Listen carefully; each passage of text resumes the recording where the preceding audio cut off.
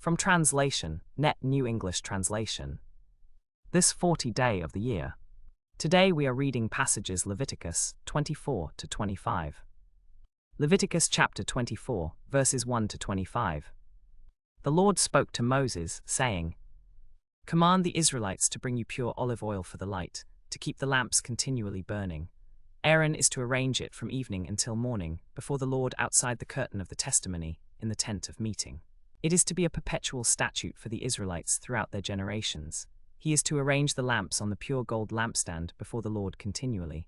You are to take fine flour and bake 12 loaves from it. 2/10 of an ephah is to be in each loaf. You are to set them in 2 rows, 6 in a row, on the pure gold table before the Lord. You are to put pure frankincense with each row, to be a memorial portion for the bread, an offering made by fire to the Lord. Every Sabbath day Aaron is to arrange it before the Lord continually. It is a permanent covenant obligation for the Israelites. It will belong to Aaron and his sons, and they must eat it in a holy place, because it is most holy to him from the Lord's gifts by fire. This is a permanent statute. Now the son of an Israelite woman, whose father was an Egyptian, went out among the Israelites, and the Israelite woman's son and an Israelite man fought in the camp. The son of the Israelite woman blasphemed the Lord's name and cursed, so they brought him to Moses. Now his mother's name was Shelemith, the daughter of Dibri, of the tribe of Dan. They put him in custody until the will of the Lord should be made clear to them. The Lord spoke to Moses, Take the one who cursed outside the camp, and let all who heard him lay their hands on his head, and let the entire community stone him. You are to speak to the Israelites, saying, Anyone who curses his God will bear his sin, and the one who blasphemes the name of the Lord must surely be put to death. All the congregation must certainly stone him, whether a resident alien or a native citizen. When he blasphemes the name, he must be put to death. You are to speak to the Israelites, saying, If anyone takes a human life, he must surely be put to death. If anyone takes the life of his fellow citizen, he is to be put to death. If anyone injures his fellow citizen, as he has done so it must be done to him, a fracture for a fracture, an eye for an eye, a tooth for a tooth, just as he injured another, so it will be inflicted on him. You are to speak to the Israelites, saying, If anyone takes a human life, he must surely be put to death. If anyone takes the life of his fellow citizen, he is to be put to death. If anyone injures his fellow citizen, as he has done so it must be done to him, a fracture for a fracture, an eye for an eye, a tooth for a tooth, just as he injured another, so it will be inflicted on him. If anyone takes a human life, he must surely be put to death. If anyone kills an animal, he must replace it, life for life. If anyone injures his fellow citizen, he is to receive the same injury in return, fracture for fracture, eye for eye, tooth for tooth. Whatever injury he inflicted on the person, the same is to be inflicted on him. Whoever kills an animal must replace it, and whoever kills a person must be put to death. You are to have one law for the native citizen, and for the one who lives as a foreigner among you. I am the Lord your God. Moses spoke to the Israelites, and they took the one who had cursed outside the camp and stoned him with stones. So the Israelites did just as the Lord had commanded Moses. The Lord spoke to Moses, saying, Speak to the Israelites and say to them, Throughout the generations to come you are to make tassels for the corners of your garments, with a blue cord on each tassel, so that you may remember to obey all my commands and may be holy to your God. Leviticus chapter 25, verses 1 to 54.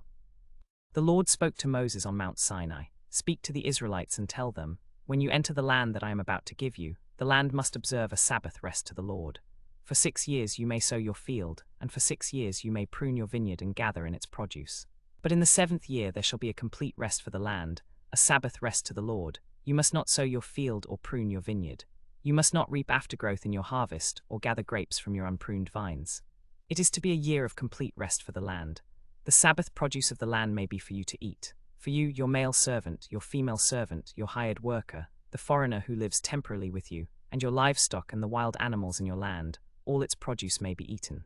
You are to count 7 sabbatical cycles, according to the years of 7 each. The 7 sabbatical cycles will amount to 49 years. Then you are to sound ram's horns in the 7th month, on the 10th day of the month. You must sound the ram's horn throughout all your land. You must consecrate the 50th year and proclaim a release in the land for all its inhabitants. It will be your jubilee. Each of you must return to his property, each of you must return to his clan. That 50th year is to be your jubilee. You must not sow, reap aftergrowth, or harvest the unpruned vines. Indeed, it is to be a jubilee for you. And each of you must return to his property, each of you must return to his clan. In this year of jubilee, each of you must return to his property. If you make a sale to your fellow citizen or buy from your fellow citizen, you are not to wrong one another. You must buy from your fellow citizen, according to the number of years since the last Jubilee. He must sell to you according to the number of remaining years for the next set of 7 years. The more years there are, the more you can increase its price, and the fewer years there are, the less you can decrease its price, because it is a certain number of harvests he is selling to you. You must not wrong one another, but you must fear your God, because I am the Lord your God. You must observe my statutes and my ordinances. You must do them, and you will live securely in the land. Then the land will yield its fruit, and you will eat until you are satisfied, and you will live securely in the land. If you should say, "What will we eat in the 7th year if we do not sow or harvest our crops?" Then I will command my blessing for you in the 6th year, so it will produce the crop for 3 years. When you are sowing the 8th year, you will still be eating from the previous crop. Until the 9th year, when its harvest comes in, you will be eating the old crop. The land must not be sold permanently, for the land is mine. For you are resident aliens and temporary settlers with me. In all the land you possess, you must allow for the redemption of the land. If your fellow citizen becomes poor and sells some of his property, then his closest relative is to come and buy back what his fellow citizen has sold. If a person has no one to redeem it, but then prospers and finds enough money to redeem it, then let him calculate the years since its sale, pay back its purchaser, and return to his property. But if he does not find enough money, he must retain it until the year of Jubilee, when it must be released and returned to him. If a person sells a dwelling house in a walled city, he may redeem it within a year of its sale. For a full year he has the right to redeem it. If it is not redeemed by the end of a full year, then the house in the walled city belongs permanently to the one who bought it throughout his generations. It is not to be released in the Jubilee. But the houses in the villages that have no walls around them are to be considered as the fields of the land. They may be redeemed, and they must be released in the Jubilee. As for the cities of the Levites may always redeem their houses in the cities they possess. But a house in a Levite city that is sold may be redeemed by a Levite, and a house sold in a city of their possession must be released in the Jubilee, because the houses in the cities of the Levites are their possession among the Israelites. The pasture fields of their cities may not be sold, for that is their permanent possession. If your fellow citizen becomes poor and cannot maintain himself with you, you must support him as a foreigner or temporary resident, so that he may continue to live with you. You must not charge interest on a loan to him or make a profit from him. You must fear your God, so that your fellow citizen may continue to live with you. You must not lend him your money with interest or sell him your food for profit. I am the Lord your God, who brought you out of the land of Egypt to give you the land of Canaan, to be your God. If your fellow citizen becomes poor with regard to you and sells himself to you, you must not subject him to slave labor. He must work with you until the year of Jubilee, but then he must be released, along with his children. He will return to his clan and to the possession of his ancestors. He may return to his family property. Since they are my servants, whom I brought out from the land of Egypt, they must not be sold as slaves. You must not subject him to harsh slave labor, and you must not rule over him harshly. As for your male and female slaves whom you may have, you may acquire male and female slaves from the nations that are around you. Then you may acquire them as an inheritance for your children whom they may possess as property, and they can be passed on as a perpetual inheritance. You may rule over your slaves permanently, but you must rule over your fellow Israelites harshly. If a resident foreigner living with you prospers, and your fellow Israelite becomes poor and sells himself to the resident foreigner who is living with you, or to a member of the resident foreigner's clan, after he has been sold, he may be redeemed. One of his brothers may redeem him, or his uncle, or his cousin, or any close relative of his clan may redeem him.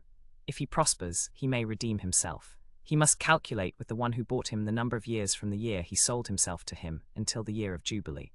The price of his sale will be determined by the number of years. It will be set for him as the price of his labor. If there are still many years left, he must refund a portion of his purchase price in proportion to the years remaining. If there are only a few years left until the year of Jubilee, then he must calculate and refund a portion of his purchase price in proportion to the years remaining. The man who bought him must treat him like a worker hired year by year. He must not rule over him harshly in your sight. If he is not redeemed by any of these means, then he must be released in the year of Jubilee, he and his children with him. For the Israelites are to be my servants. They are my servants whom I brought out from the land of Egypt. I am the Lord your God.